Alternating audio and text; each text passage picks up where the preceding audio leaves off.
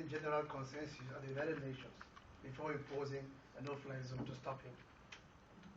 The second point I want to underscore is there has been a kind of deliberate silence within the part of the African Union, because most of those leaders themselves are dictators who don't understand simple democratic principles and who spend their time torturing their own citizens. Consequently, we on this side are suggesting that the time to act is now for America and the NATO allies.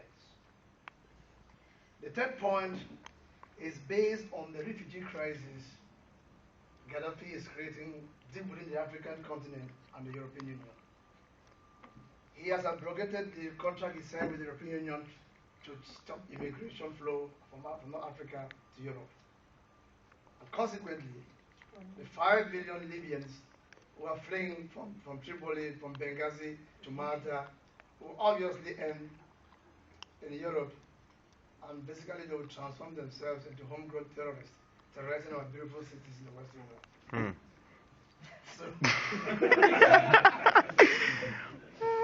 So, Mr. Moderator, this is a very touching issue in which we are saying that going to the United Nations, as stipulated by the U.S. Secretary of State Hillary Clinton, would be a waste of time.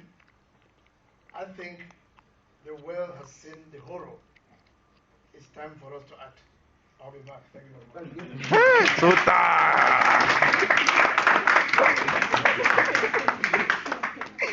Okay, we have the first speaker. Thank you to my learned friend for his eloquent words. So well presented. Now let's look at the situation. How long has this been going on in Libya, and how long has the revolts, if you want, in North Africa and the Middle East been going on? In the scheme of things, not very long at all.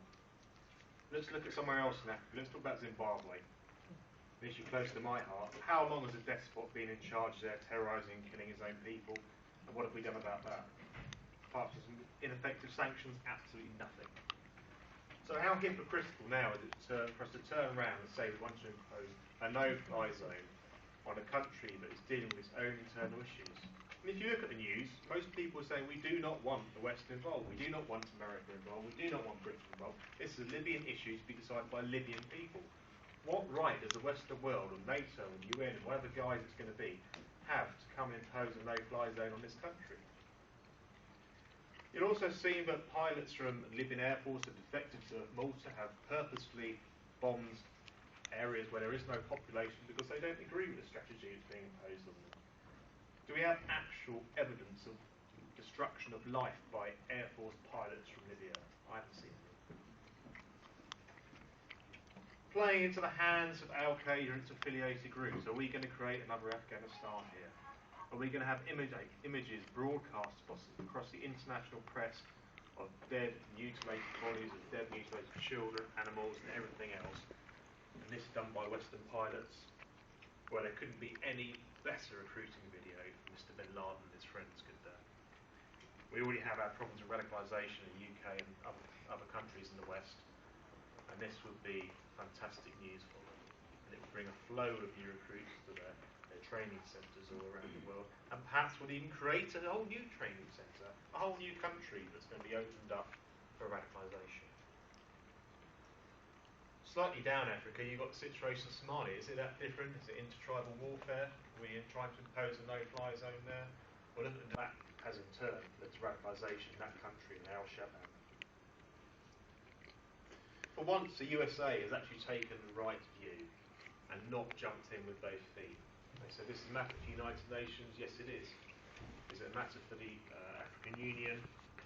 Yes, eminently so. And like my colleague quite eloquently pointed out, they're being very silent on this issue.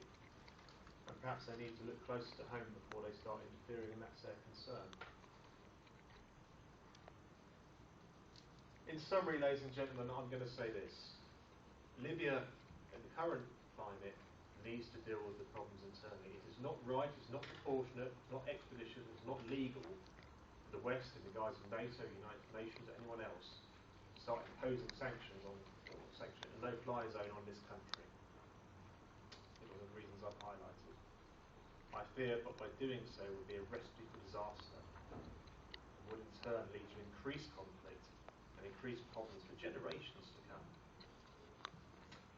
Thank you very much. Here shows one of the major issues we have when we talk about public policies as it affects African nations. African nations have been left aside for a very long time. When we have problem, everybody sits back and watch until the problem becomes big and we can't handle it. A case example is the Sudan situation. There are a lot of arguments in and out of the UN, NATO, everywhere, until a lot of people were killed. The Ivory Coast problem started an argument and argument and argument. Today, another one has started in Libya. And the first thing we're doing is sitting down at tables and arguing. The Libyan crisis has led to over 1,000 civilian deaths. As of today, I don't know if we want it to be 500,000 before we start taking action. No-fly zone is not a direct intervention. It's an intervention trying to stem the war and see a way where we can have a mediated negotiation between the militants and then the government. At this point, if nobody intervenes, we know that we're going to keep having the refugee problem that we're having. This is not a Libya alone problem again.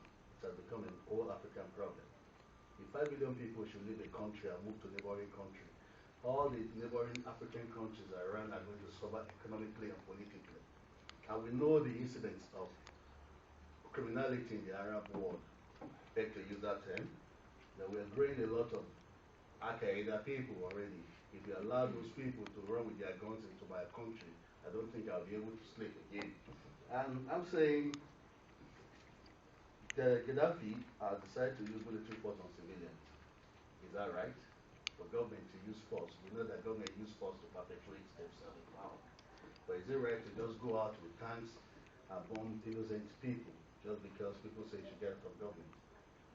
I'm asking this question if this is happening in maybe in Ireland here, maybe all of us will be thinking about how to come in, or we'll best come in and think about negotiation later and talks later. When we have problem in Kosovo, I knew many nations went there to support them before they start killing themselves too much. But they will come to the human rights issue. Is it legal for people to intervene in an internal way and try to see how to solve it? What we are saying is, we are not saying we are going to send forces to Libya to chase out Gaddafi. What we are saying is we want to stand the tide. Opportunity for mediated dialogue would never be realized without asking for a ceasefire between the two parties and then let them sit down at the table and find a negotiated settlement. We have talked about dispute in Africa. We know that dispute in Africa can go to long length because a lot of people don't know when to say stop, let's negotiate. Basically because of education of the people involved and they're exposed to a matter of policies. I'll say on a general note that internal matters have nothing to do with this war again. This has come to an international matter and we should settle it using the right policies. Thank you very much.